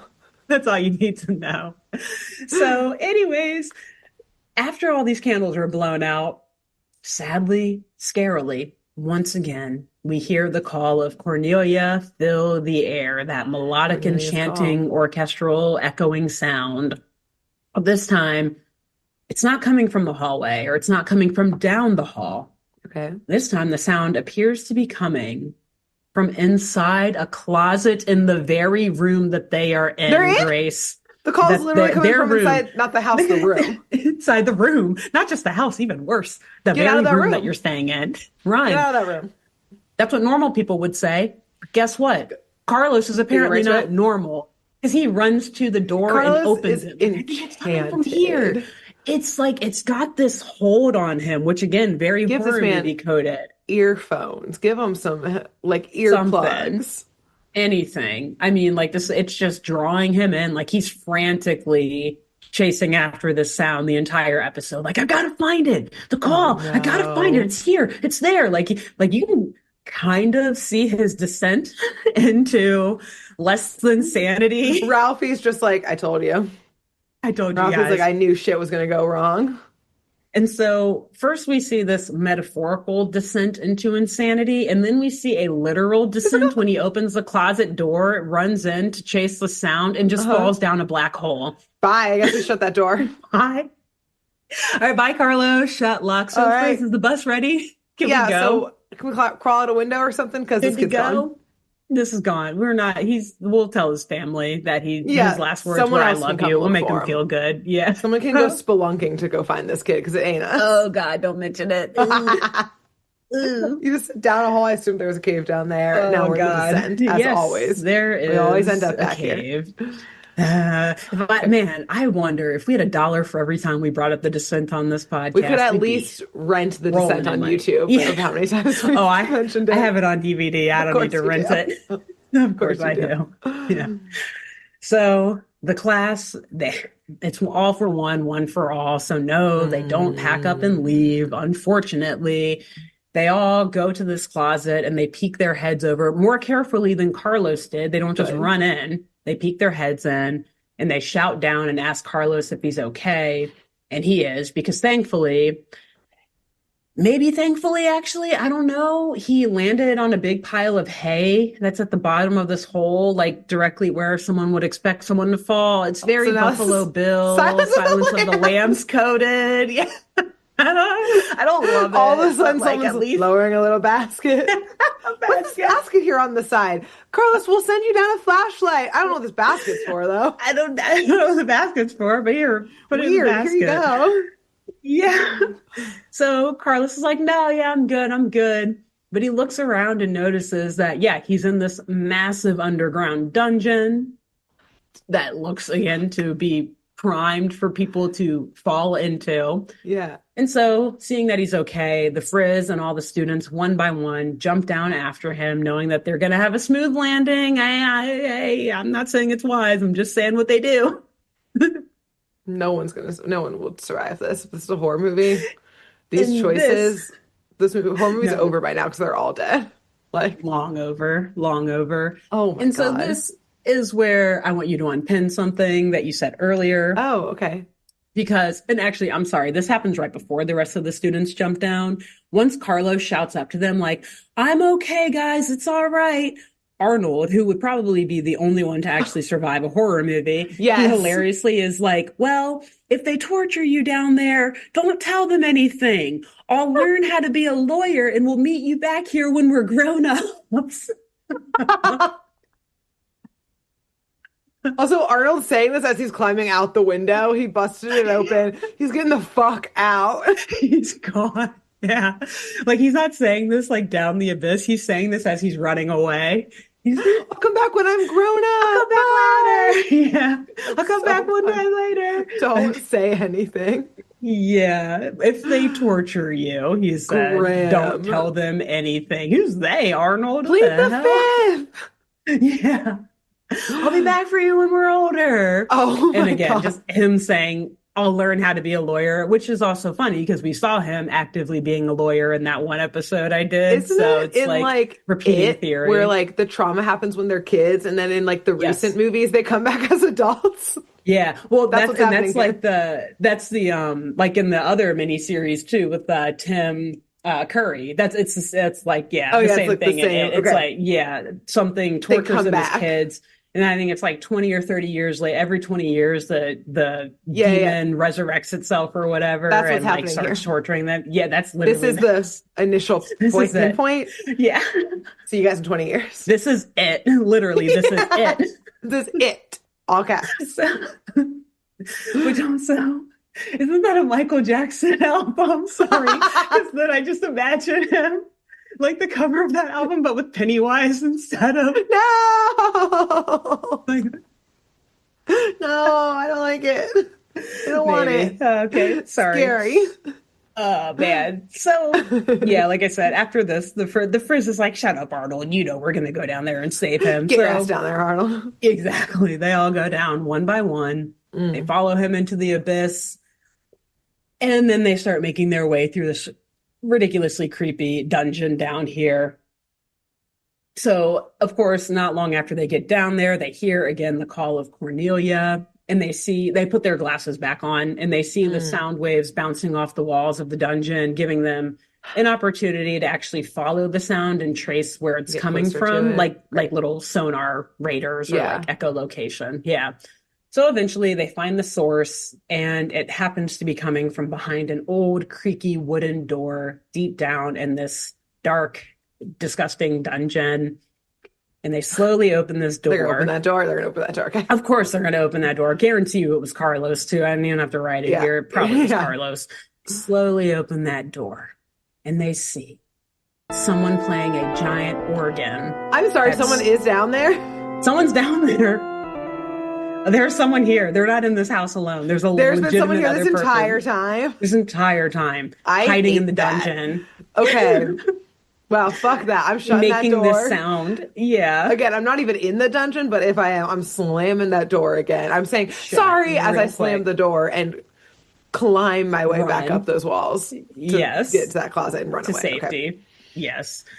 So they open that door, and the person playing the organ, of course, that is creating this call of Cornelia, the siren sound, immediately stands up, turns around to face the class, and who we see appears to be a almost near spitting image of the Professor Cornelia Contralto, older woman with like very graying hair pulled back into a bun and a very nice, elegant, almost like suit on of sorts.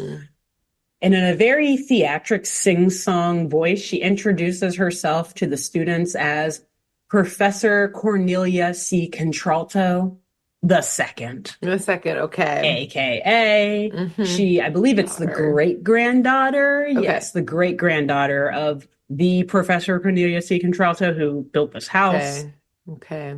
And yet again, before we talk more about this person, I just got to say, because we got a guest star here, we got a voice actress coming in here.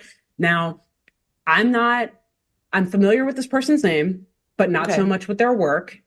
But she still is just like a legend, which again, evidence of the Magic School Bus pulling all the strings and getting another goat in the studio, probably just because like Lily Tomlin, she's like, I know everybody. Come on in. Yeah. Professor Cornelia C. Contralto II is voiced by Carol Channing, which is funny because also CC nickname or initials. CC the initials. Right?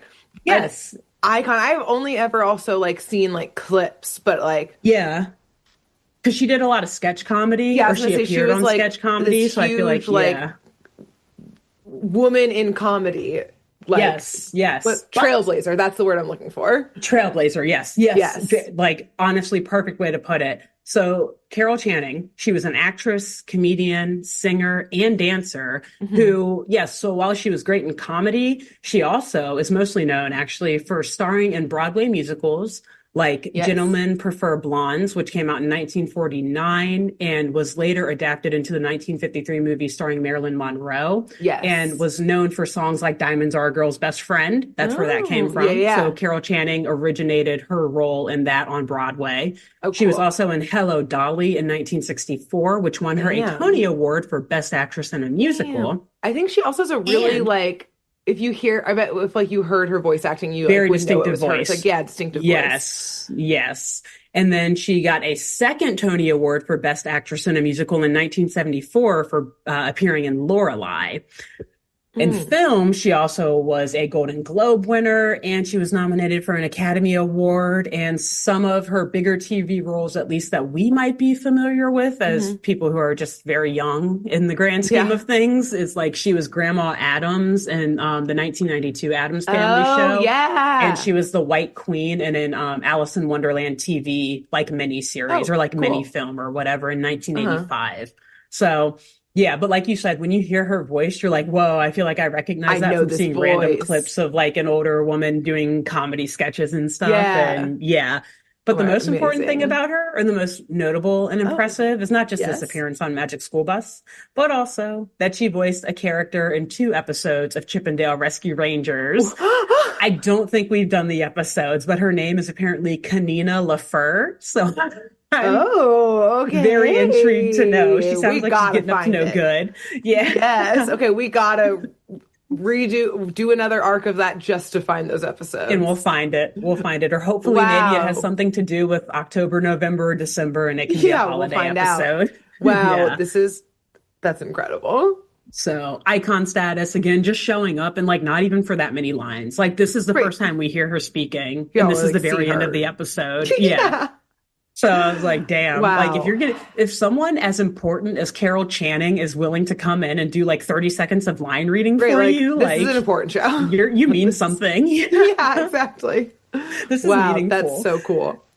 Yes. So, like I said, Cornelia the Second is the great granddaughter of the late great professor who built this Mm, mansion, and Cornelia the Second has now inherited the mansion and basically is yeah. now the one in charge of this museum. And Mhm. she continues all of the hard work and research that her great grandmother was doing. And she continues all the studies that her grandmother was doing, trying to Yeah, teach the world about sounds, how they're created, how to collect them, etc. cool. So she tells the students that she's excited for their concert tomorrow and Mhm. asks Carlos if he's ready to make his instrument ready to make his instrument sound ready for the big show. Okay. She has a lot And of she information about rolls them. okay, I'm so glad you said that because at this point, Carlos and like a couple other students look at her like, how did you know about the Yeah. instrument? And Yeah. Arnold and the Frizz look at each other like, well, you ask questions, you get answers. So I think Arnold was even in on this in some way. I think the Arnold. Frizz is like feeding Arnold information in some way, or he's on to her at least. I Like think he's on he's to picked her. up. Yeah, Yeah. Because Arnold's like, yeah, see, I know that you had to do with this Frizz. I know you did yeah, he's this. got his He's eyes on like her looking for at her. sure.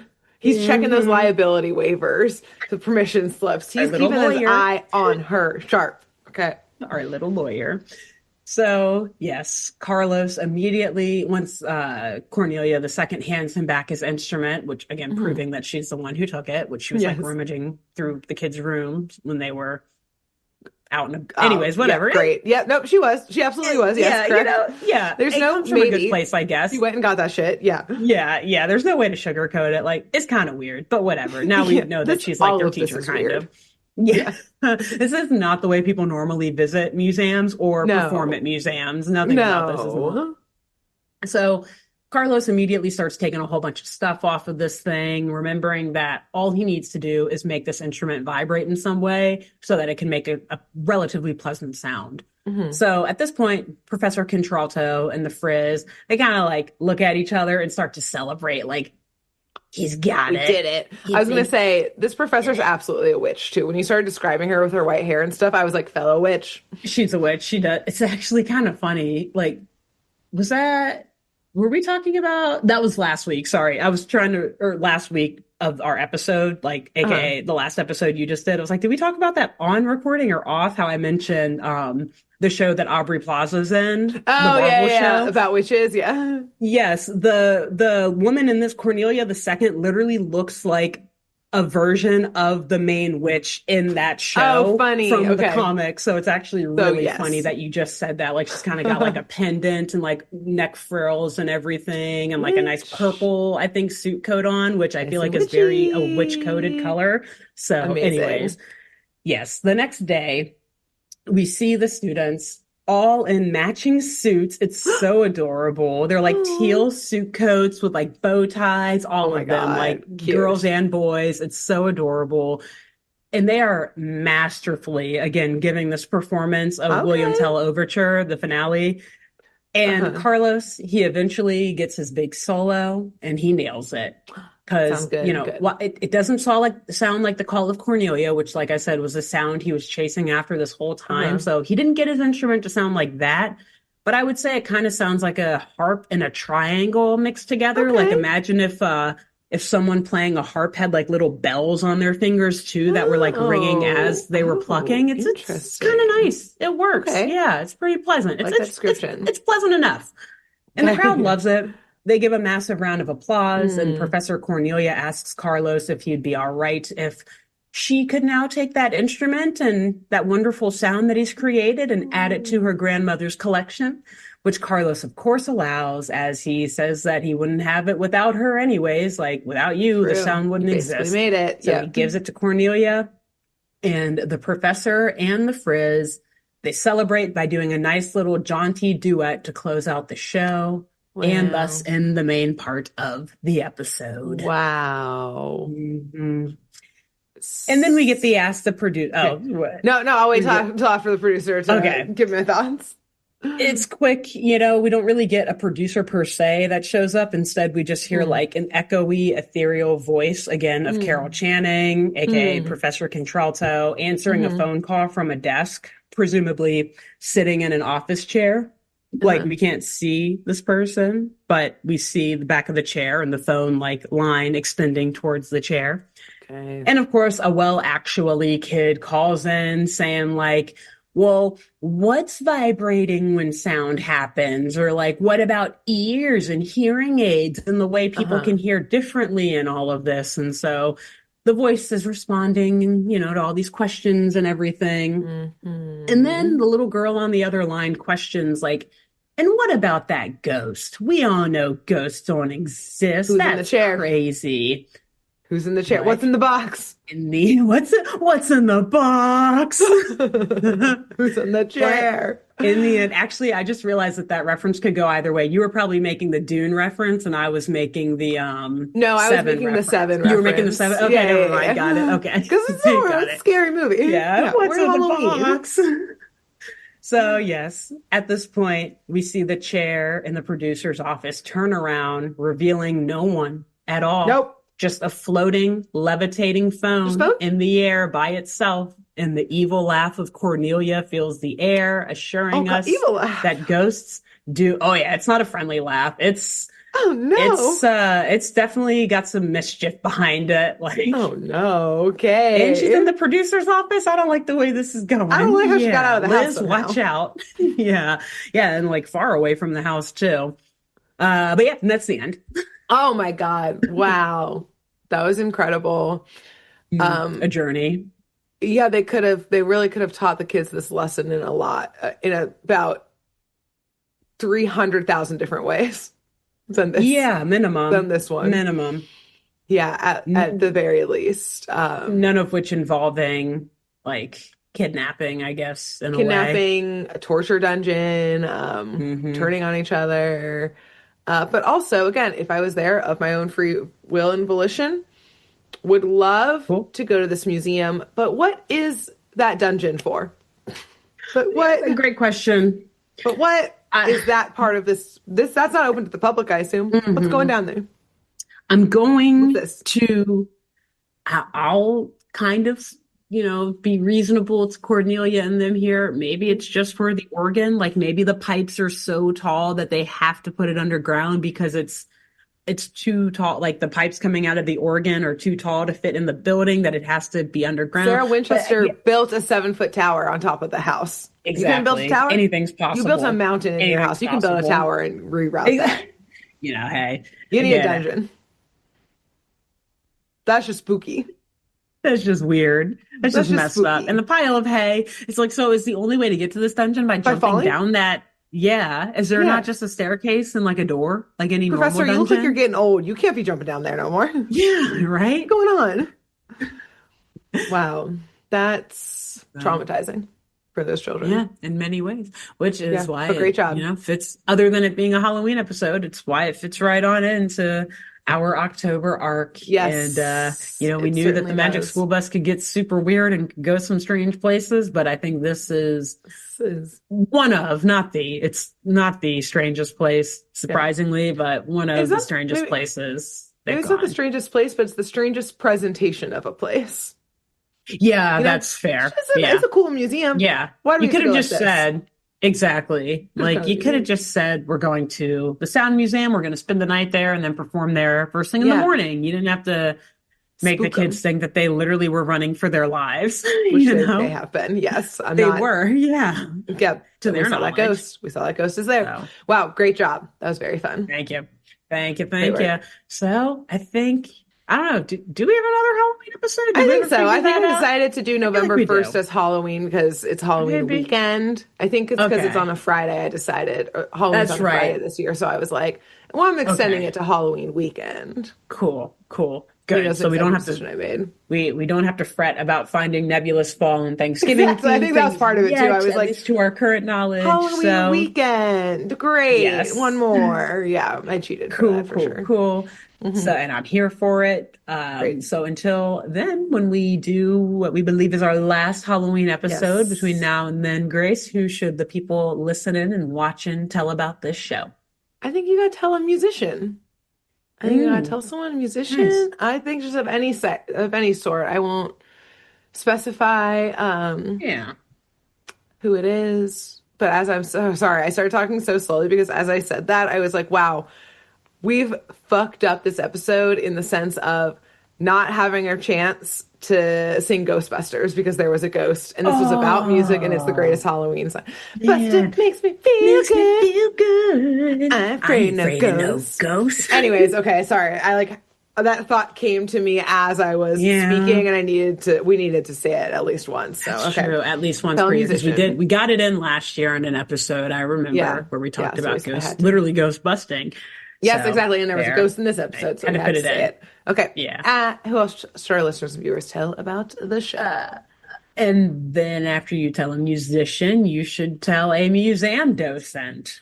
Oh, nice. I don't think we've done that before. No, we haven't. We haven't done docents before. Okay. Cool, nice. Cool. I feel like we've done other museum employees, but do a docent in particular. Nice. Because, when people don't want tours, they're kind of just standing around waiting for someone to explain something or show them a tour. Yeah. So they got downtime to listen to a podcast. Yeah. Nice. Tell them about this. Yeah. Beautiful. Excellent. Okay. Cool. Great. Until next time. Bye. Bye. Thanks for tuning in to Saturday Morning Mysteries. If you enjoyed this episode, please share, rate, review, leave us a like, and drop a comment. We post episodes every Saturday and bonus tune tangents whenever we feel like it. So please subscribe so you don't miss the shenanigans. And if you want to follow us on YouTube, click the bell under the YouTube subscribe button to receive notifications when new videos are posted. And if you want to subscribe to the podcast, we have no idea what you're listening to us on, so just hit the big subscribe button on whatever app you're using. We believe in you. Give us a follow on Twitter and Instagram at SatmornMist, all the abreves, and let us know if you have any episode or show requests by emailing SaturdayMorningMysteries@gmail.com. Thanks to Jenna Kendall for the logo design and to Ava Sakiki for the music used during this week's episode. See y'all groovy kids next week on Saturday Morning Mysteries.